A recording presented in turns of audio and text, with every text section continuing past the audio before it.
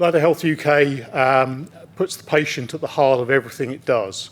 We've heard from an awful lot of professionals, and we're now going to hear from a professional and a professional patient as well. They're both going to be talking about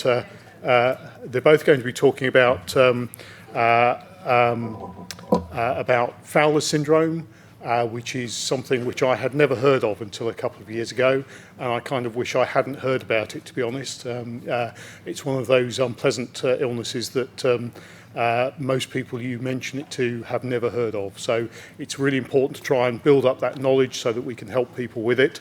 Both our next guests do a great job of doing that. We'll have a joint Q&A at the end of that, and I'm hoping that there will be plenty of questions for this interesting subject. So please welcome to the stage, firstly, Professor Jalesh Panicker, consultant neurologist in neuroneurology at the National Hospital for Neurology, and he's going to talk about Fowler syndrome. Thank you. Thank you very much for those warm words of introduction. So my name is Jalesh Panicker. I'm probably the odd person in this room, considering I'm a neurologist, but we are very much a uroneurology department, and the service started several years ago around urinary retention, and hence the department over the years has carried on with sort of a specialist interest. I would like to congratulate Bladder Health UK for a fantastic day. And the sessions have been excellent. And choosing Fowler syndrome, which until recently has been something that's been neglected, ignored, despite there being potential therapeutic avenues. By a show of hands, how many of you have seen an individual with Fowler's? Right, so we have a few people. How many have actually heard of the condition Fowler syndrome? Right, so most of you have heard of the condition. Some of you have actually seen or treated a patient with Fowler syndrome. So this is my disclosures, and what I propose to do in the next sort of 20 to 25 minutes, and as you heard, this is I would say it's a double act perhaps. You'll be hearing the medical side of it today first, and then we have Aoife who's going to be giving the patient's perspective. Professional patient is actually a new term to me, so I'd like to hear more about what that is. But we'll start about sort of what Fowler syndrome is, what it actually sort of implies, and then stressing the holistic approach when we talk about treatment, assessing the comorbidities, and of course management. So we heard about the overactive bladder, and we know that amongst bladder conditions this is probably the most common of functional urological syndromes. Now, avoiding dysfunction is a poor cousin. I suppose in men, you think about prostates that we heard about earlier, but in women, it's a condition where actually the causes are very few. But actually, avoiding dysfunction is not uncommon. And there's a multinational study that was conducted a few years ago called the Epilots, which showed that nearly a third of women were reporting voiding difficulties, a sensation of being complete bladder emptying, and a fifth are reporting a poor flow.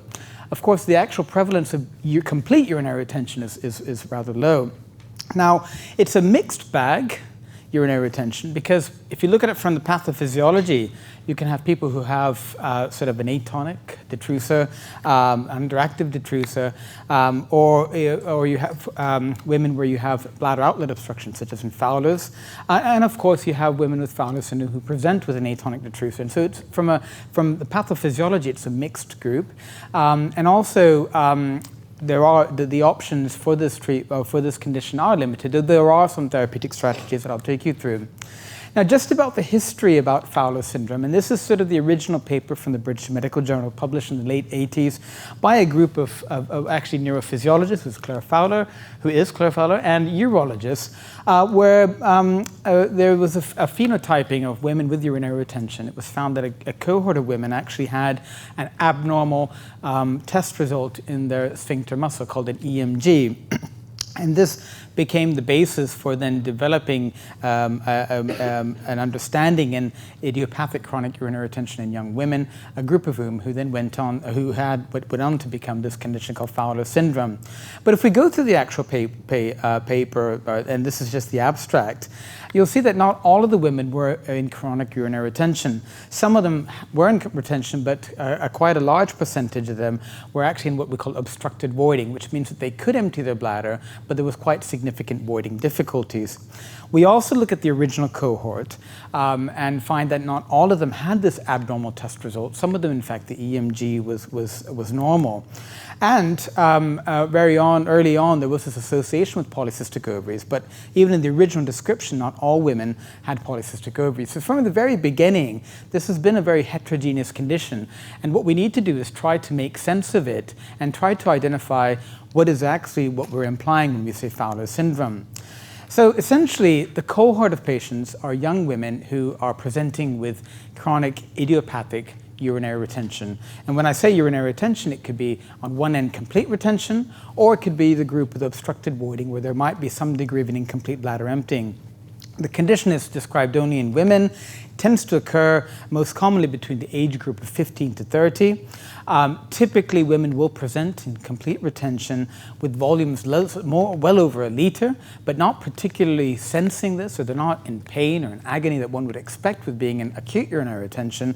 And so it often is a surprise when the scan is performed or the catheter is introduced and such a large volume is emptied.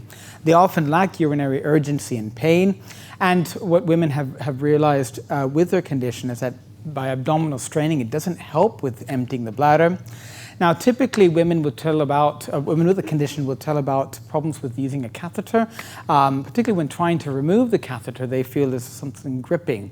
And this is an important symptom to ask. It's specific, but not all sensitive.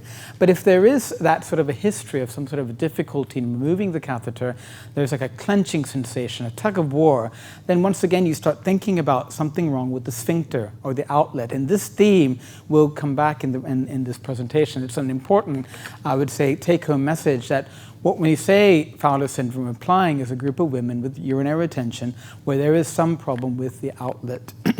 Now, a large percentage of women will have either polycystic ovaries or polycystic ovarian syndrome and will have features of hyperandrogenemia.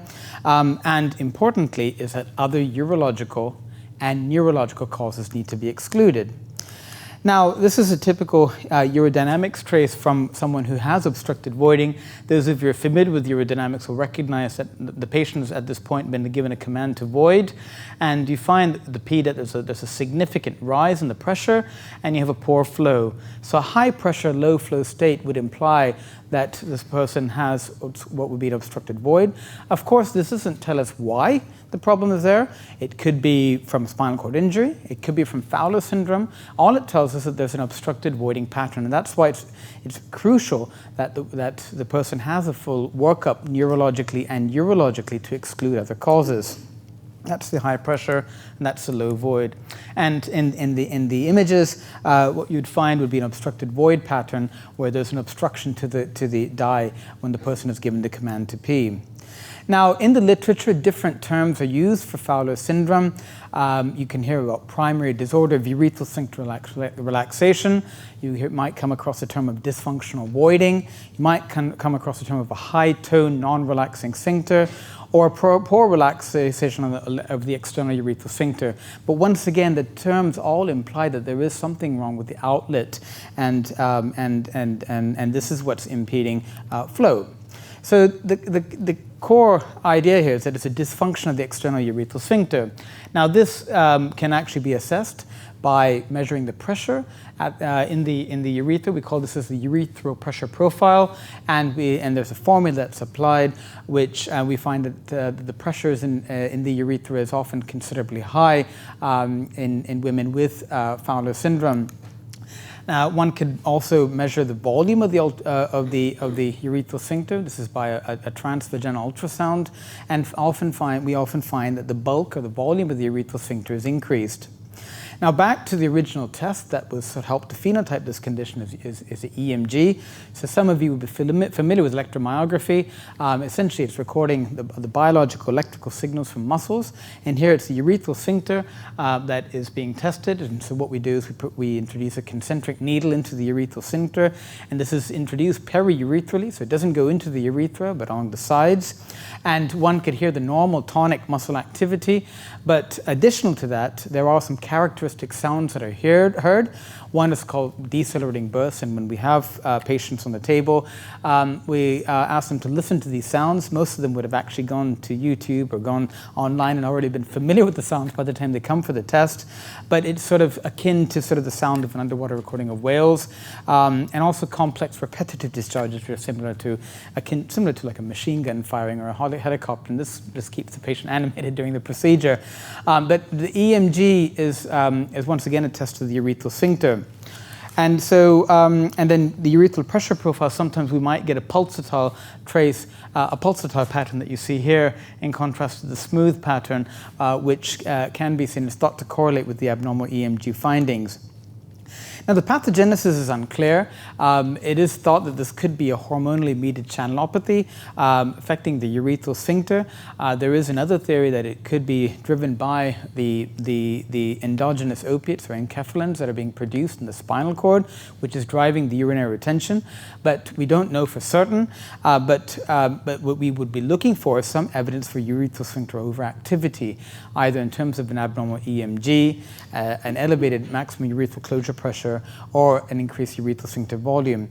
But what we do know is happening is, or what we think is happening, is that there is therefore an exaggerated activity from the urethral sphincter, and therefore there's a procontinence guarding reflex that's exaggerated, which inhibits the bladder afferents and efferents. So women with Fowler syndrome, what we do find is, despite the primary pathology being at the urethral sphincter, is that there's an inhibition of the motor activity of the bladder. So often they do present phenotypically as an atonic detrusor, but it's only then when you specifically look at the urethral sphincter, you then realize that actually the primary problem is there and the underactivity is secondary to that.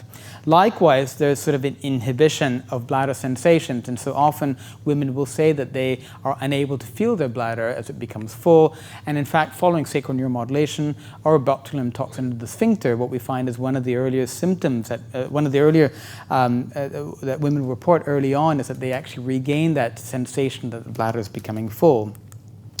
Now, it is important to exclude other neurological conditions, and this list isn't meant to be read, but essentially I'd just like to highlight that there are neurological conditions that affect the lower spinal cord, such as the conus medullaris or the cauda equina, that can cause urinary retention, and women may present in a similar manner.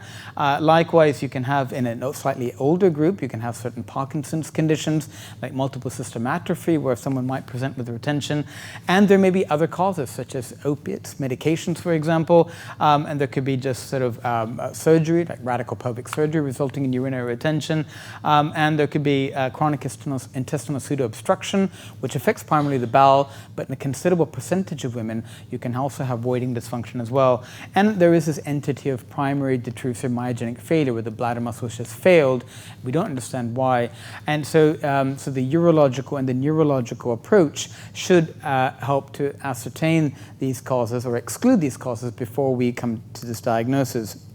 Now, because of the differences in definitions, one of the tasks of the medical board of Fowler syndrome UK last year was actually to come up with a proposed definition. And this actually went through several iterations, and this is a board that's constituted of neurologists, urologists, gynecologists, psychologists, physiotherapists, and you can read the definition, but essentially it sort of stresses the bits that have already been mentioned about this being a condition of chronic urinary retention, not acute, that it's in the absence of any other sort of urological or gynecological or neurological cause, and that there needs to be some evidence for dysfunction of the external urethral sphincter. Now, this becomes tricky because it depends on the center that one goes to. It might be that these facilities are available or may not be available. And so if it is a center where there are sort of advanced diagnostics that are available, if there is an elevated urethral pressure profile or an abnormal urethral sphincter EMG, or perhaps an increased sphincter volume on imaging, then of course it will tell you that there is something wrong with the outlet of the bladder, a urethral sphincter pathology. But also, if you have sort of video dynamics, which is now becoming more and more prevalent in urology centers, if there is evidence for bladder outflow obstruction and all other causes have been excluded, that would also sort of suggest that there is urinary retention, and it's likely that this is going to be from a problem with the urethral sphincter. Now, it's moving beyond idiopathic urinary retention is that there are often other comorbidities. And this is something that over the years, I think in the medical profession, healthcare professionals have acknowledged that there are several comorbidities that individuals with Fowler syndrome have, but it's something that has not been addressed, I would say, with devastating consequences. And so recent years, we've come to realize the importance of the holistic approach to treating women with Fowler syndrome, or at least addressing the multiple comorbidities, and how the treatment pathway needs to involve this multidisciplinary approach. And sometimes what we have in our MDT meeting is that someone is being discussed. We think they might be suitable for sacral neuromodulation or for Botox, for the sphincter, but then we realize that there are several comorbidities that need to be addressed, and the patient goes into a holding bay, which means that they're not discharged, but they are continuing under their care, but we try to at least have treatment plans in place for the comorbidities so that when they do have a definitive interventional procedure, such as sacral neuromodulation or something that's more interventional, at least these comorbidities have been addressed, because often the comorbidities become the issues after the specific urinary retention management. So I'll briefly go through these comorbidities that we've sort of over the years sort of recognized. Pain syndromes, and a piece of work from the department a few years ago looked at sort of the different pain syndromes that women with retention present with, and it could be back pain, it could be somatic pain from an arm or a leg, chronic pelvic pain, musculoskeletal pain, fibromyalgia. And so it is now recognized that there are different pain syndromes that can occur, that can coexist. How this relates to the primary disorder of urethral sphincter relaxation still remains unclear, but it is something that we now acknowledge, and we do try to get a pain management plan in place. I think in particular would be sort of joint hypermobility syndrome, or EDS. Many of you will be familiar with the Baton scoring system. It takes all of 10 seconds to perform in clinic. But essentially, we do find that there is a link between LUTS and hypermobility. Interestingly, it can be either overactive bladder or it can be urinary retention, and it overlaps with chronic pain. And so if there is joint hypermobility, it is an entity that rheumatologists more and more are beginning to recognize. And we do recognize that there is an autonomic predominant form of EDS where bowel and bladder dysfunction can actually be the predominant presentations.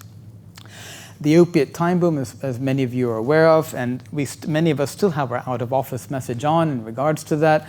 And we know the links between opiate exposure and bowel dysfunction, but with regard to avoiding dysfunction, where you can have an exact similar presentation of an insensate, acontractile bladder, quite similar to the phenotype in Fowler's. And often women with Fowler's syndrome will be on opiates for some reason or the other, and then it becomes tricky to try to tease out, is there an iatrogenic medication component to this, or is there a primary urological component? And this is where engaging with the pain team becomes all the more relevant. Psychological comorbidities in trauma, and so from very early on, this link between psychogenic urinary dysfunction, urinary retention has been well known. In fact, it used to be called as hysteric ischemia, if you look at old versions of DSM, but over the years, that sort of distinction between organic and psychology has become more blurred, but nonetheless, the recognition of comorbidity has become more clear. And so several studies have sort of looked at the different comorbidities, psychological comorbidities in women, which include sort of affective symptoms such as depression and anxiety, but also somatization and the overlap with chronic pelvic pain.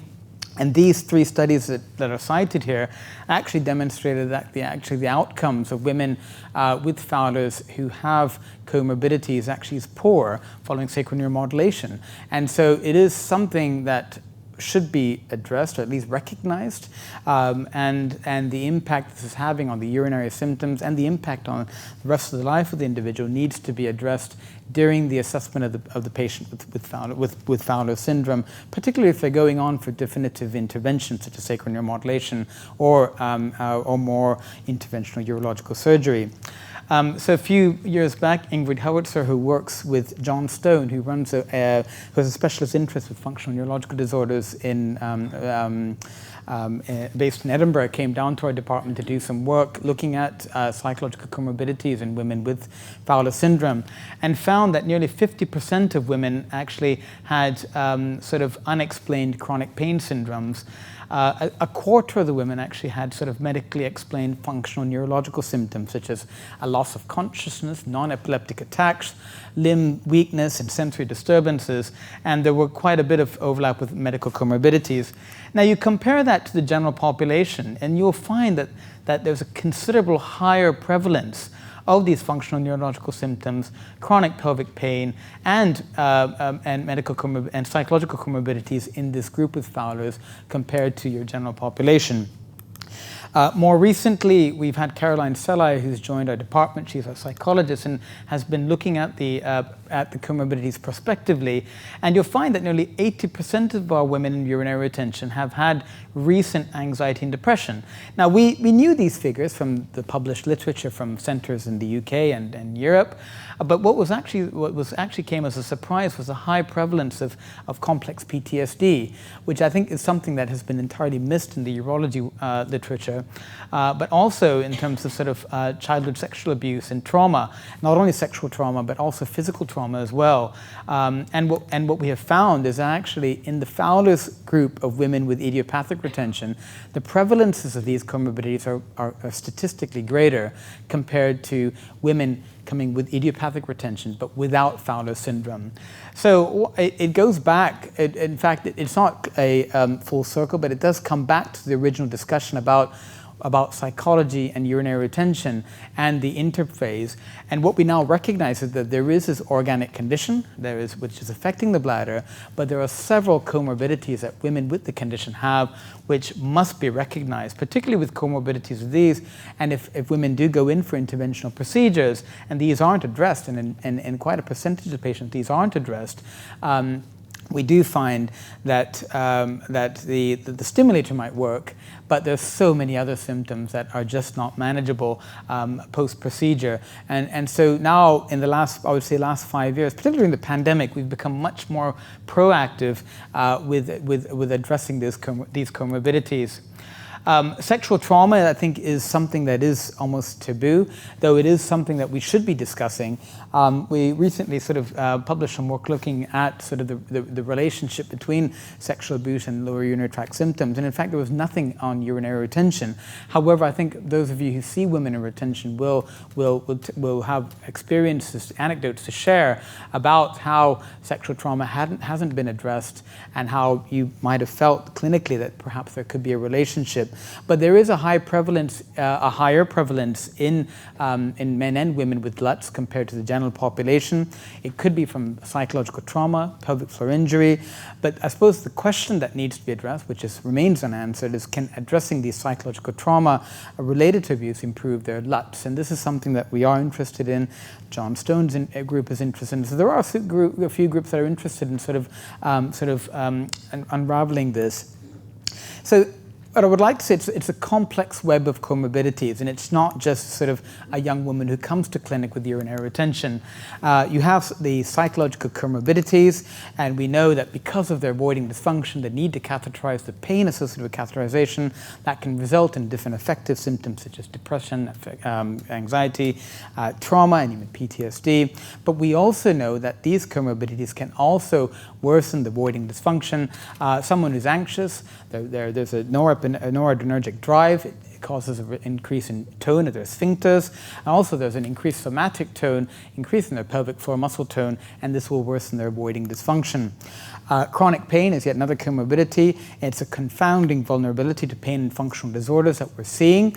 And we do know that in women with Fowler syndrome, because of a very tight, non-relaxing sphincter, as you heard about earlier, that itself can be an important cause for chronic pelvic pain. But we do know that with chronic pelvic pain, it can worsen voiding dysfunction, but also the medications such as opiates that are used can also worsen the urinary retention as well. And there is a bidirectional relationship between chronic pelvic pain and chronic pain syndromes and psychological comorbidities.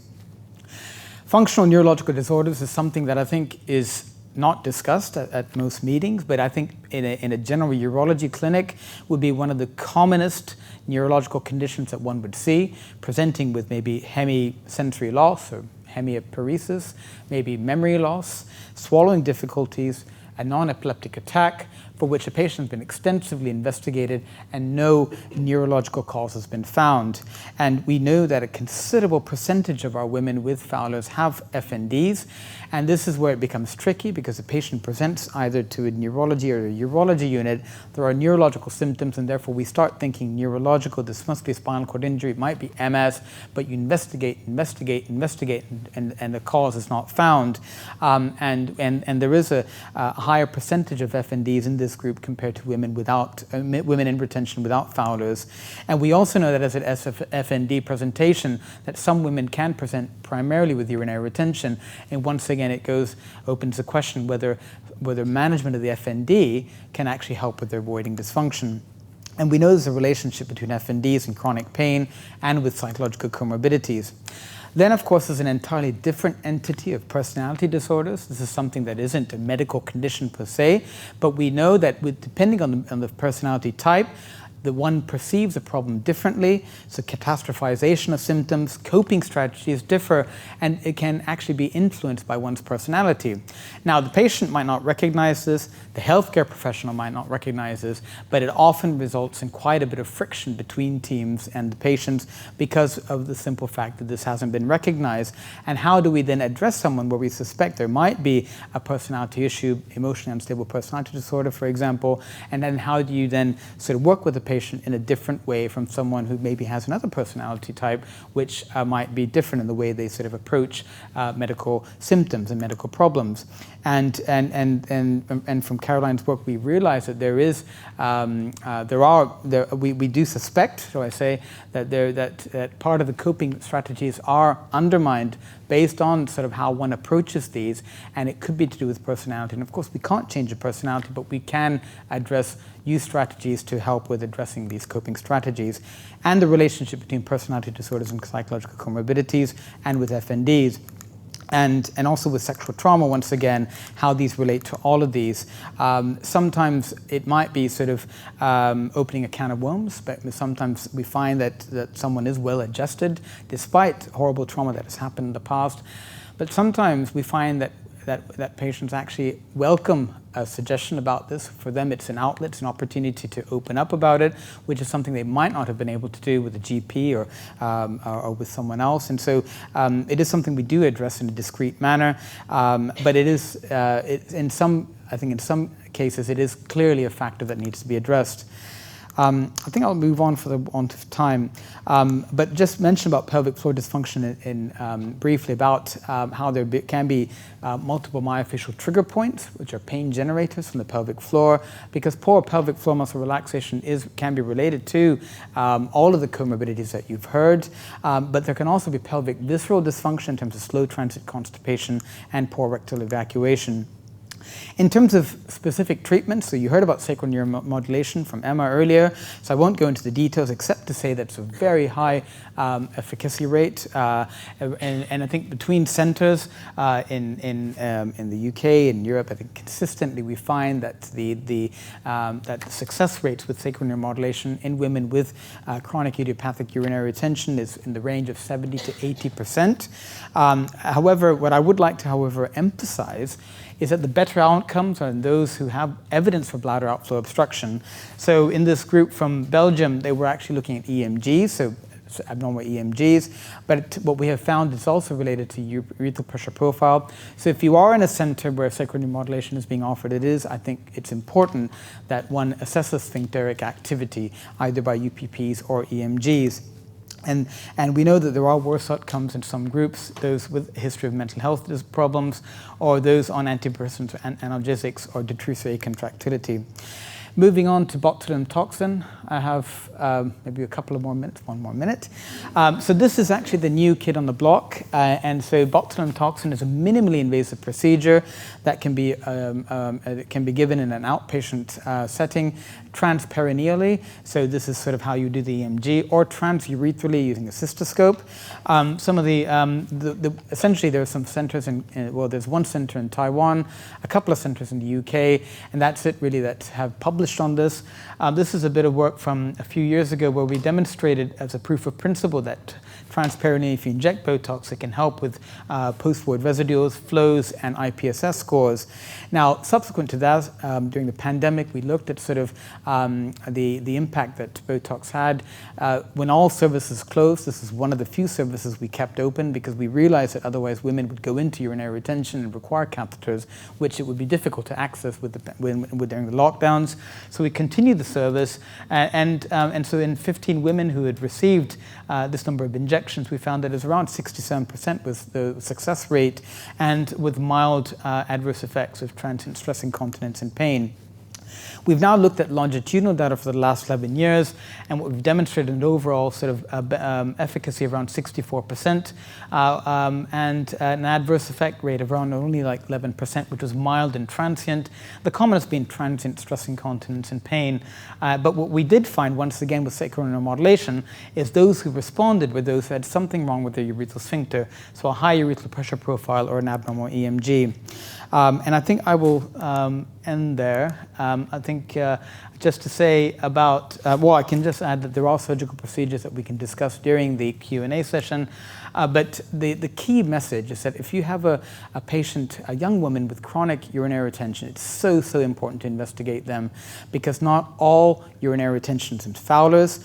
Ideally, your investigation should also assess urethral sphincter functions. That we do have a couple of effective treatments, sacral neuromodulation and more recently botulinum toxin, and to treat the patient as a whole as the comorbidities need to be addressed. And that's our team. Thank you very much.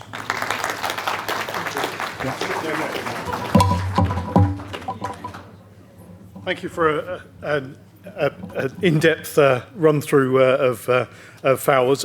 We're going to look at it from the patient side now, and somebody who gives an example of living positively with bladder illness like nobody else I can think of. Aoife Madden, if you can come up, thanks. And then we'll have a joint Q&A afterwards, okay?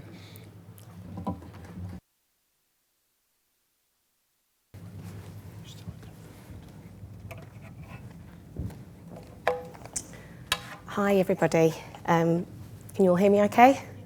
Fabulous, thank you so much for having me today. A lot of my chat will be aimed at moving forward with bladder health for the patient, and an optimal pathway for urology really, focusing primarily for me on Fowler's syndrome, but like Jalesh said about looking at the patient as a whole.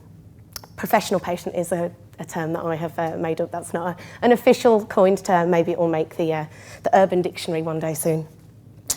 So my name is Aoife Madden. I'm a professional patient in urology living with a chronic health condition known as Fowler's syndrome. And I'm here to talk to you today about moving forward. I created a community online back in 2020 called B is for Bladder. We are running at about a 3,000 engagement level now, so we've got 3,000 plus followers on Instagram, TikTok, we've got a blog page, and we run online support events. So we do lives on our Instagram that are interactive for patients to join in with.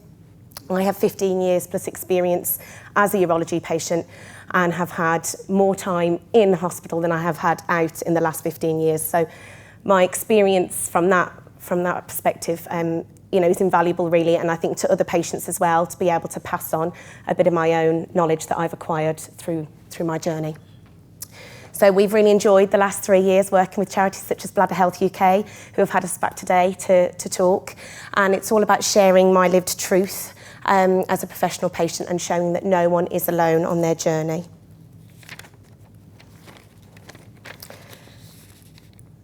Although it started out as an online community, we're looking at forming some in-person events later on this year, our first being on the 31st of March. And it's all about empowering others and empowering patients to overcome the challenges that chronic health can bring, in particular bladder conditions. and celebrating what we can do whilst embracing what we can't.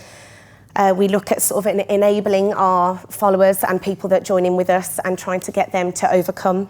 We're always authentic and true to ourselves, and we're community driven, and we're really passionate about making change. It's given my pain purpose, really.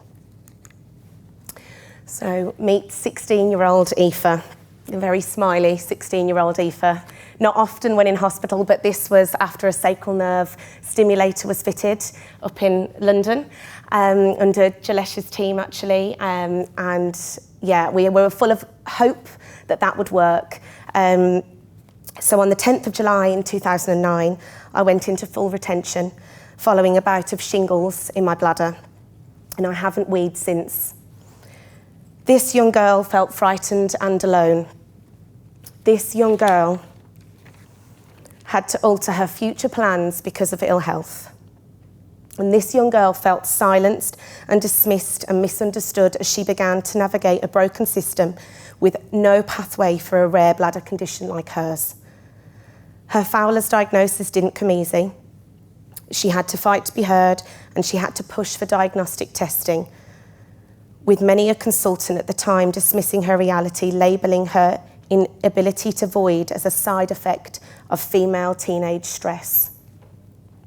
2 years later, after meeting Professor Fowler, Dr. Panicker, and the rest of the team at UCLH in Queen's Square, she was filled with hope as she had a diagnosis and a team that very much understood where she was coming from. She looked forward to a future with a care plan and treatments. This sense of relief was short-lived, as at the time Fowler's syndrome was still relatively new, and the treatment plans that were available were very much in their infancy. Now this young girl felt more alone than ever. She knew nobody with Fowler's. She was on urology wards with ladies who were wonderful, but who were twice plus her age and mainly had incontinence issues. And her success with ISC was short-lived. Now meet 30-year-old Aoife. This woman has carried on living despite the odds.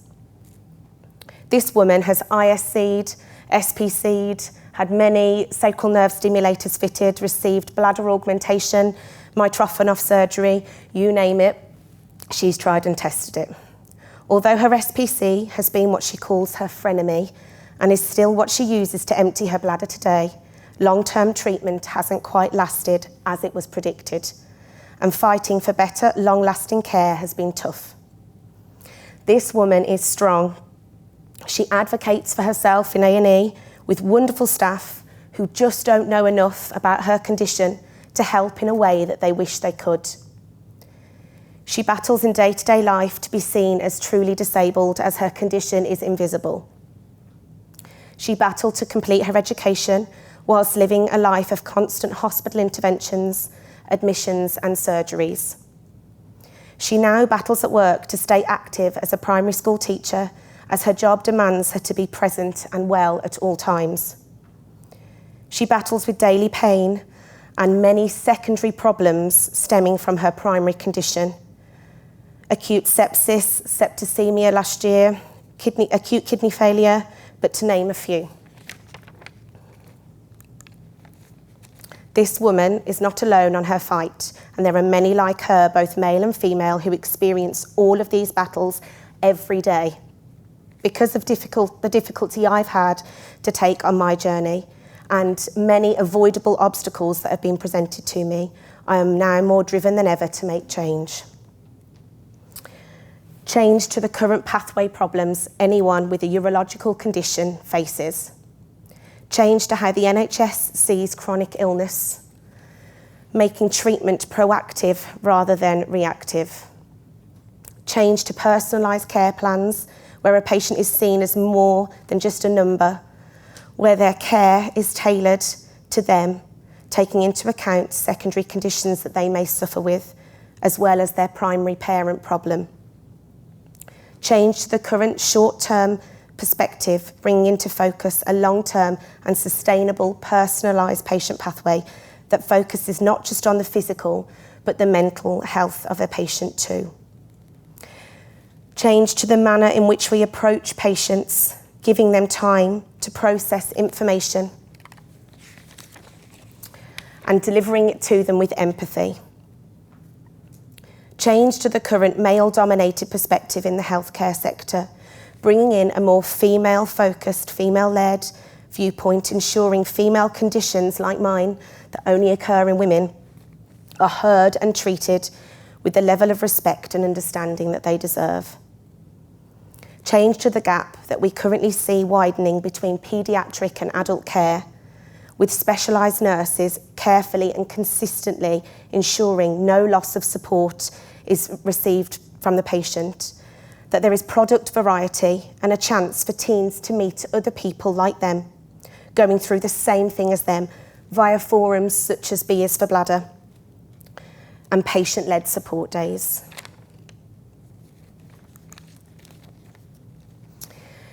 Here at B is for Bladder, we've worked really closely with our team at Queen Elizabeth Hospital to look at how we can make change moving forward. And we propose a change to the current pathways, making it more sustainable for everybody involved. We propose passports or individualised care plans, so when a patient goes into A&E that and they're seeing a new doctor, that they have something to be able to draw upon, and something that gives what they're saying a bit of weight, because when you go into A&E, quite often you're not really heard because you're not a medic yourself. So I think it's really important that your team gets on board with that and tries to create a personalised pathway for you.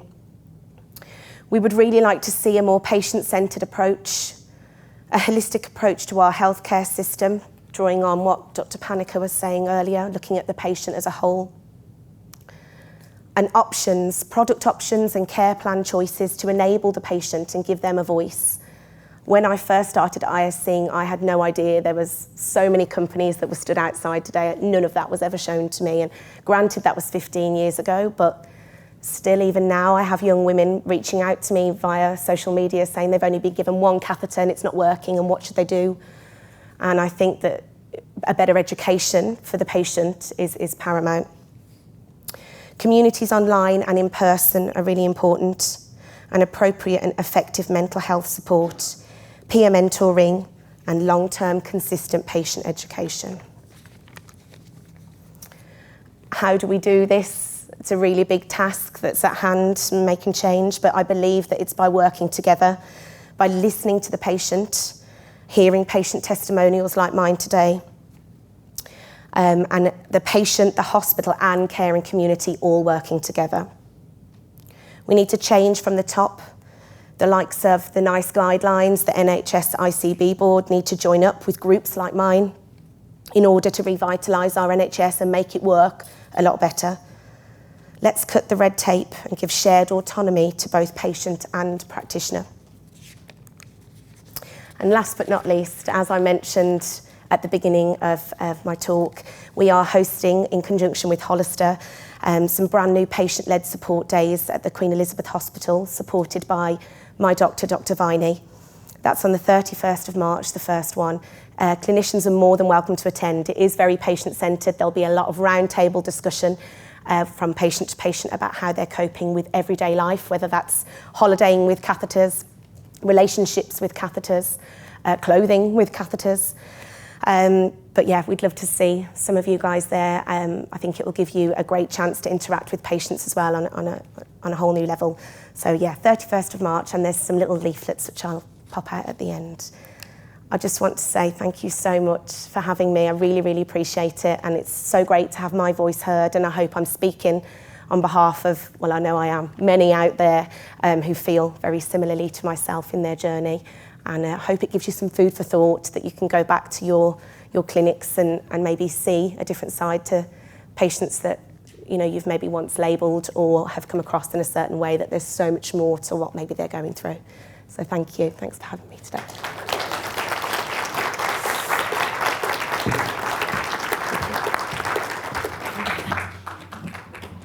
Right, thank you very much. We're going to have a Q&A. I just wanted to say, though, if you don't mind, a lovely way to bring us all back to the thought that at the end of it, despite all the technological advances, you've got a scared person sitting in front of you who doesn't quite know what's going on, and it's really important to remember that that person and the support they need. I know you're not always able to give as much as you would like to, but it's just a useful reminder that there's a patient at the end of it. So, questions? Oh, come on. I know it's late in the afternoon. Let's have, come on, arms up. I've silenced you all now. I'll tell you what, everybody put their hands up.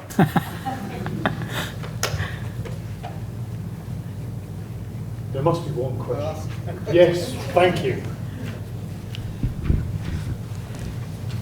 My question is to Jalesh. I do see lots of patients as well in my practice, and I just wanted to ask you about correlation between chronic urinary retention and neuropathic painkillers such as gabapentin, pregabalin. Of course, you have mentioned that the opioids have its impact on chronic urinary retention. What are your thoughts about those medications? Because I have lots of patients, and there are multiple polypharmacy, and including high doses of gabapentin, like 1800 milligram per day. And then when I tell them that you should reduce if at all possible, and they come back to me after 3 months that, oh, I'm peeing now because I have reduced gabapentin to 900 or 600 dose, liaising with my GP or neurologist or whoever has it prescribed. What are your thoughts about it? And thank you for your great presentation, Aoife. We know each other. We do. From Queen Elizabeth Hospital, Birmingham. It is something that we have now recognized. I think we all recognize the link between medications in the bladder. I mean, there are clearly some out there where there's a clear link: opiates, amitriptyline, your tricyclic antidepressants, where we know clearly that these pain meds are going to result in voiding dysfunction. But when it comes to medications such as pregabalin and gabapentin, the association isn't that very clear. And by the time they come to yourselves, they would have gone to someone who had prescribed one or the other.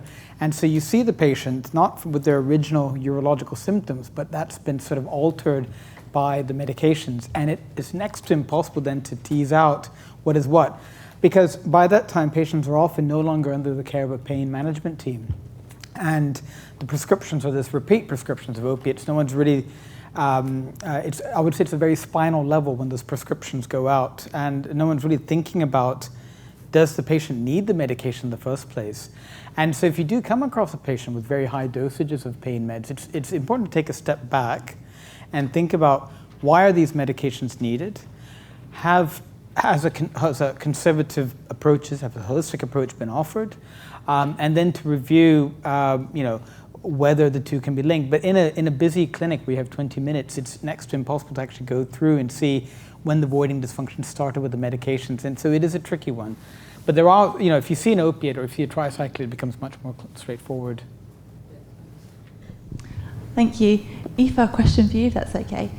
So with your social media platforms, out of interest, how many people and young girls are getting in touch who maybe, I'm guessing, don't have a diagnosis, but you obviously are quite invaluable at giving them some direction and guidance, and how often do people reach out?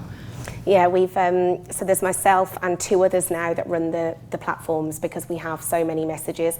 Within, I think last week, we hit a record high of 350 within a week. So all 3 of us have a job as well as running that. So trying to get back to people is really, really hard. And as well, I have to draw a bit of a line there too, because sometimes they can rely on myself and the other members of my team for a lot of mental health support. And I think, just drawing on what Jalesh said there about pain relief, we do a lot of workshops, again, through the media of a live session on Instagram, about, is there alternative ways of managing pain as well that maybe the patient could engage with. So yeah, and there's so many that do come to us with a lot of other problems, pain-related, pelvic pain problems, fibromyalgia, who haven't yet been diagnosed with Fowler's syndrome but struggle with their voiding issues. We always signpost them in the way of Jalesh and his team.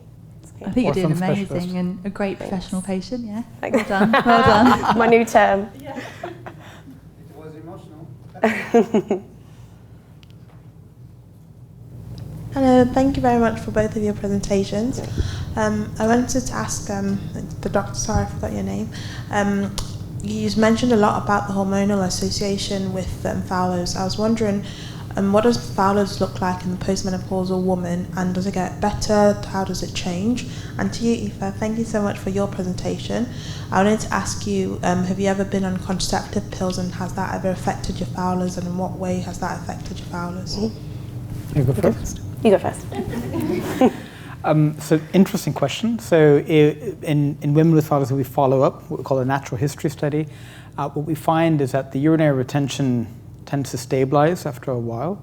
So there will be a phase when, there's, I suppose, where there's sort of intermittent retention. There's another cohort of women who just go straight into retention and remain in retention.